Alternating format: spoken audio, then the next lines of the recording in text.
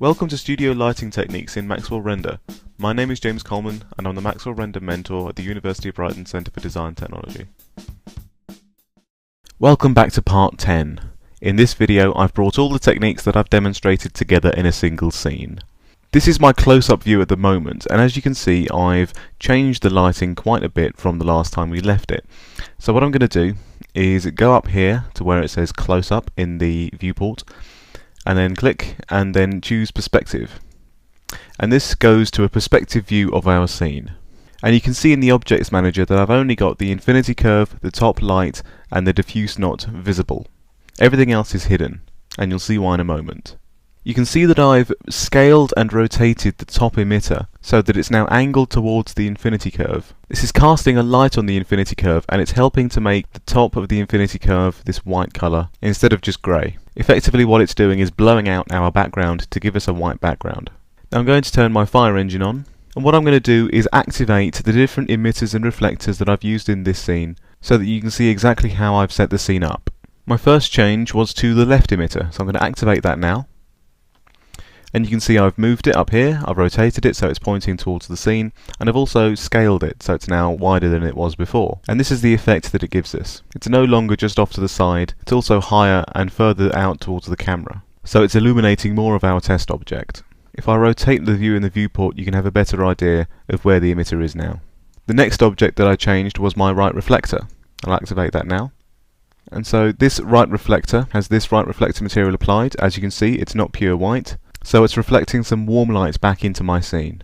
Next was my right light, and you can see I've moved it and scaled it and rotated it, and the emitter material applied to it has a custom luminance output, but the colour is locked to 4500 Kelvin. Next I set up another left emitter, so I cloned my left, and here it is. I've moved it so it's down here, it's nice and small, and I've angled it into the scene, and I've used a temperature emitter type, and this is providing some light to help blow out the background a bit more and illuminate the object from behind. Lastly, I wanted some more light in this area here, so I cloned my right emitter to make this, and here you can see it's a completely custom emitter, and I chose this yellow light simply by eye. And this is the final resulting image. The background is nice and white, it's all blown out. I've got a nice even light coming from the top left. I've got a warm light coming from the right of various colours, and the orange and the yellow is mixing well together, and the smaller left emitter is helping to blow out the background down here and provide some nice rear lighting to my object. Thank you very much for watching this series. I hope you've enjoyed it, and most of all I hope it's been useful. If you have enjoyed this series, I would absolutely adore a PayPal donation to j.coleman3@uni.brighton.ac.uk. If you can't spare any money, then all I ask is that you like the videos and share them with as many people as you can. And of course subscribe to this channel for more videos in the future. If you can spare some money, then perhaps rather than a simple PayPal donation, you'd like to sponsor our final year exhibition. The University of Brighton Product Design final year students will be exhibiting at the New Designers Exhibition in London in July 2013.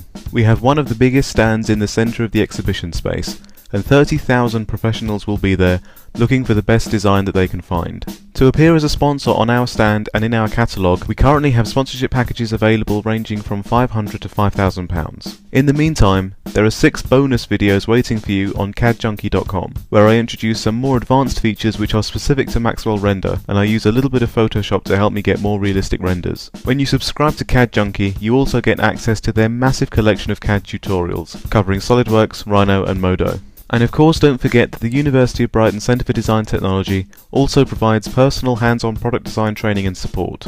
Model something in SolidWorks or Rhino, render it in Maxwell Render, make it with our 3D printers or laser cutters, then scan it with our 3D scanners. And we are also now running a brand new idea generation service, where you have over 50 final year students brainstorming your problem for an entire day, and all the intellectual property belongs to you. For all these services and more, email maxwellrenderbrightonscdt@gmail.com. Thank you so much for watching. See you again soon.